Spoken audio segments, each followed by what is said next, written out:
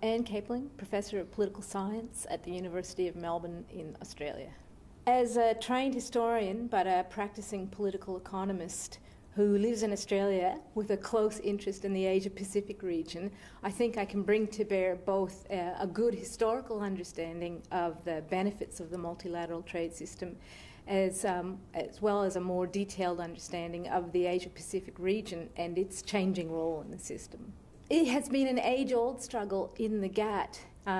From the origins of the GATT in 1947, there were many developing countries amidst its membership.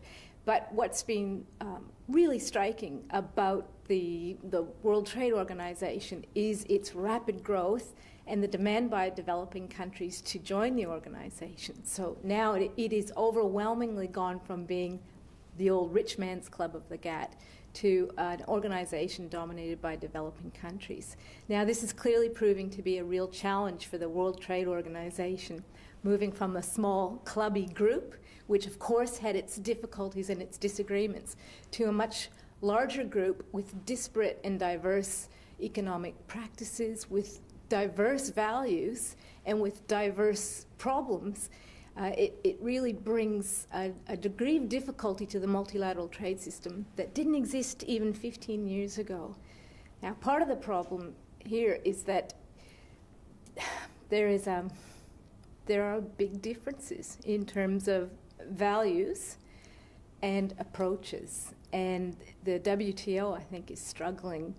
Certainly the membership is struggling with these issues. The Doha, of course, round is nicknamed the development round, and that's largely indicative of the fact that it has become a developing country organization. But importantly, it's also indicative of the fact that many felt that the outcome of the previous Uruguay round was imbalanced in favor of developed countries. And of course, one of the key purposes of the Doha round is to right some of those balances. Now, if there is not an agreement, and at this point it's looking fairly grim, this will really cast into doubt the capacity of the multilateral trade system and the WTO to deliver on equity and justice.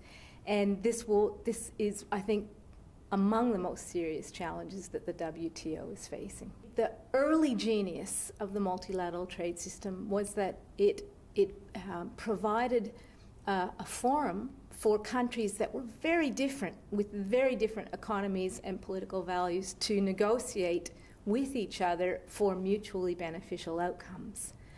I think one of the difficulties is that some of the WTO agreements actually force equalness of outcomes, and they don't allow for that diversity any longer. The agreement on intellectual property is probably the most challenging in that sense, in that it's not about the negotiation of mutually advantageous benefits. It's really about forcing on a group of countries a level of harmonization of their own domestic policies that you would have never expected in the past. And I think this has proved to be a real cracking point in the WTO system. And it's being resisted. I am very strongly of the view that preferential and bilateral trade agreements are seriously detrimental to developing countries in particular and to the multilateral trade system as a whole. I'd set aside regional trade agreements, the large significant ones, as being somewhat different in that regard. But the outbreak of bilateral trade agreements in the Asia-Pacific region over the last 10 years has been very striking, because that was always the bastion of multilateralism. Developing countries always understood that the multilateral system gives them the protection of rules that, in a sense, restrained the great powers from acting unilaterally. It was also important for developing countries not to be on the butt end of bilateral agreements with countries that were much more powerful than them. It was also important for developing countries to be able to have the Europeans and the Americans slug it out at the multilateral negotiating table, because that was the only place where you had the major powers negotiating with each other, that there were going to be any significant reforms in tricky areas like agriculture or textiles. This is all in jeopardy.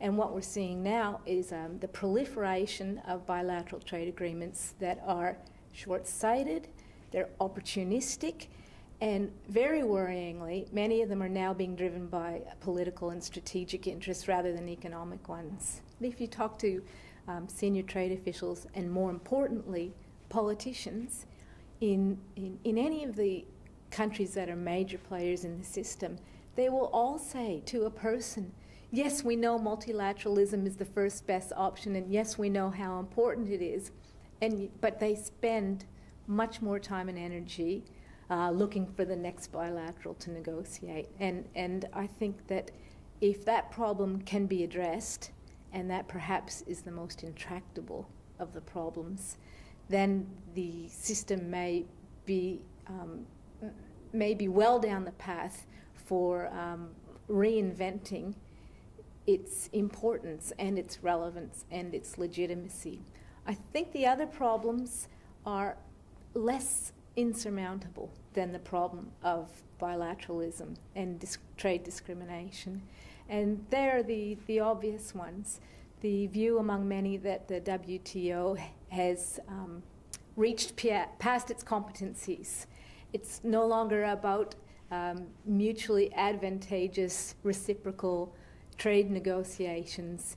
It's about the imposition of standards on countries with different values and different levels of development. It's about a reach deep into domestic regulatory policy, which many had never understood as being trade-related in the past. It's become much more legalistic, and that's very evident in the explosion of international trade law experts in the last 10 years. That is both a strength and a weakness of the system, especially as the dispute body, in a sense, invents trade law or tries to embroider where the cracks and the gaps are in the WTO agreements themselves. And I think then that loops back into national polities. It's not as if the WTO membership is unaware of these problems. And there is no shortage of exhortation from trade experts from around the world and from many governments about the importance of getting the WTO right and of getting multilateralism back on track. The difficulty is that fundamentally it is about political will, and to a great extent political will among the still largest players, mostly the United States, which was always the leader of the multilateral trade system, and to a lesser extent the European Union. And the difficulty is that one doesn't see a lot of this political will in Washington or in Brussels right now. But so I hope that the Warwick Commission may at least reignite a debate. Certainly if the Doha round fails, it will be important, I think, the report of the Commission, which will represent expert testimony from trade experts from across the world, may be crucial in at least laying down some tracks or opening up some possibilities about the way ahead. And most importantly, I think it's important to remind people of what the fundamental importance of multilateralism is and what we risk very much losing at this point.